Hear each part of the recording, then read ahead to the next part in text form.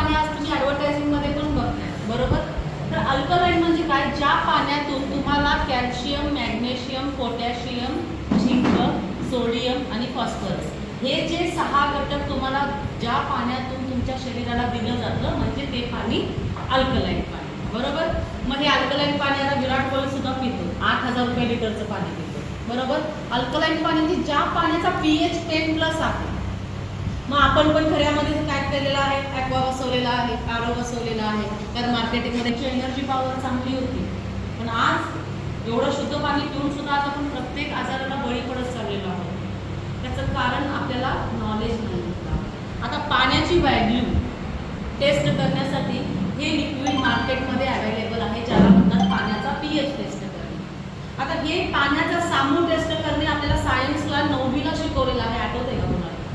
सायन्सच्या टीचरांनी म्हणजे आपल्याला 9वीला शिकवलेलं आहे की पाण्याचा pH कसा टेस्ट केला जातो, पाण्याची व्हॅल्यू कशी टेस्ट करायची.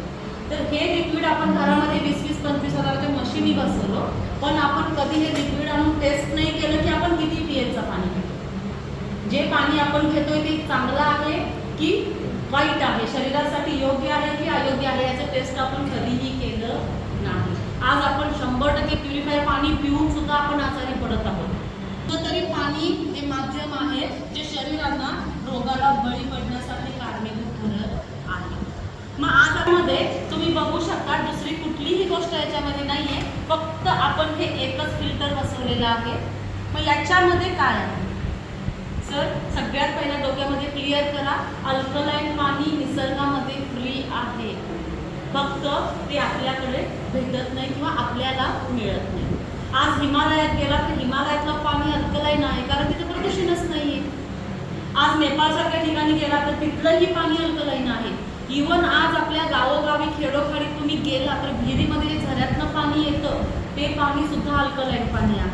पण आज आपल्याला मिळतं का ते नाही मिळत. मग आम्ही काय करतो, नळाला आलेलं पाणी, नदीतनं येणारं पाणी आपण ते घाबरून डायरेक्ट पीत नाही. का पीत नाही, घटसर्प, कावीळ, कॉलरा, हगवण यासारखे आजार पाण्यामुळे होतात, म्हणून आपण काय करतो ते पाणी मशीनला देतो. आणि मशीन काय करतं, बॅक्टेरिया मारायच्या नादामध्ये मिनरल सुद्धा वॉश करून टाकतं. एक येलो कलर पर्यंत दिसेल, त्यानंतर ग्रीन दिसेल आणि त्यानंतर ब्ल्यू दिसेल.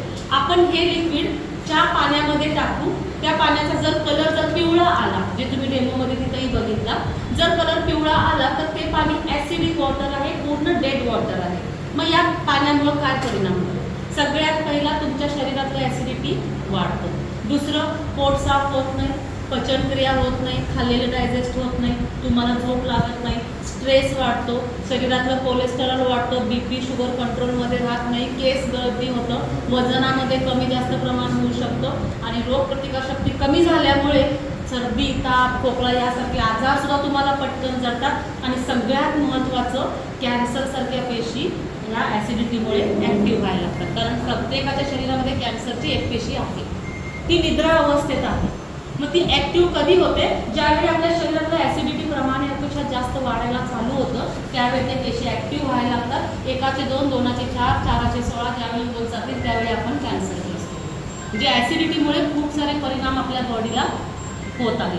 मग हे जे फिल्टर आहे, मग याच्यामध्ये काय आहे, तर याच्यामध्ये आपण 6 लेयर्स वापरलेले आहेत, म्हणजे 6 थर याच्यामध्ये आपण टाकलेले आहेत. कशाचे थर आहेत, तर जे calcium, magnesium, potassium, phosphorus, zinc आणि सोडियम, हे जे मी 6 घटक सांगितले ते 6 घटकांची क्रिस्टल्स, बारीक बारीक स्टोन आपण याच्यामध्ये टाकलेलं आहे. मग हे कुठून अवेलेबल केलं, आता खनिज कुठं मिळतात, जमिनी खाली, बरोबर. पाणी घेतलेलं आहे, कदाचित भरून ठेवलं असेल तुम्ही, याच्यामध्ये तुमचं तुम्ही जे दररोज पिताय ते पाणी तुम्ही याच्यामध्ये टाकू शकता. मग हे पाणी काय करतं, ज्या वेळेला त्या दगडांच्या मधून शोषून खाली येतं त्यावेळेला त्या दगडातले सगळे मिनरल्स ते घेऊन आणि तुम्हाला ते पाणी अल्कलाईन बनतं. अल्कलाईन म्हणजेच काय, ज्या पाण्यामध्ये calcium, magnesium, potassium, phosphorus, zinc आणि सोडियम हे सगळे घटक आपल्याला आपल्या शरीरात त्या पाण्यातून मिळतं, ते पाणी अल्कलाईन पाणी. आता आपण याचा डेमो बघूया. आपण एका ग्लासमध्ये घेतोय ॲक्वाचं पाणी, ठीक आहे, तेच आपण दुसऱ्या ग्लासमध्ये घेतोय अल्कलाईन पाणी.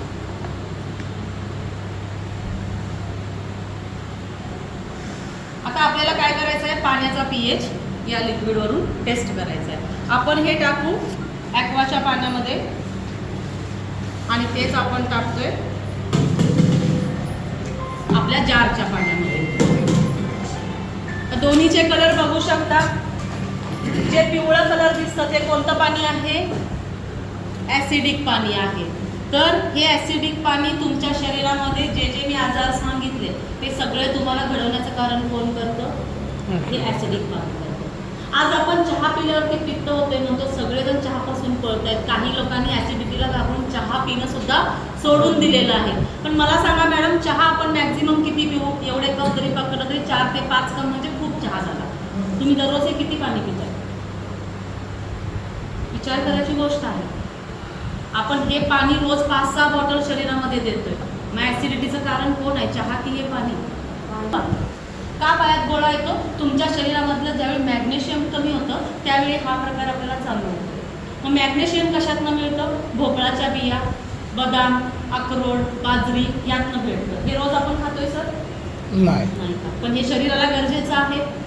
पोटॅशियम, ज्याला हार्टचा प्रॉब्लेम आहे त्याला डॉक्टर पोटॅशियमच्या गोळ्या देतात. मग ते पोटॅशियम आपण याच्यामध्ये टाकलेलं आहे. याच्यातनं तुम्हाला एनर्जी मिळतं. हे पाणी पिल्यावर एनर्जी मिळतं म्हणजे काय? याच्यामध्ये आपण सोडियम टाकलेलं आहे. मग सोडियम त्याला आपण ग्लुकॉन डी देतो, एनर्जी ड्रिंक. म्हणजे काय? त्याच्यामध्ये काय आहे? सोडियमच आहे. तर ते सोडियम आपण याच्यामध्ये टाकले म्हणून तुम्हाला एनर्जी मिळते. तुमची रोगप्रतिकारशक्ती वाढते. तुमचे केस मजबूत होतात हे अल्कलाईन पाणी पिल्यामुळे. मग रोगप्रतिकारशक्ती वाढण्यासाठी कुठला घटक आपल्याला गरजेचा आहे? झिंक. तर ते झिंक आपण याच्यामध्ये टाकलेलं आहे. त्यामुळे तुमची रोगप्रतिकारशक्ती वाढणार, इम्युनिटी पॉवर वाढणार. साधा सर्दी, खोकला, टायफॉइड सारखे आजार सुद्धा तुमच्या जवळ येणार नाही.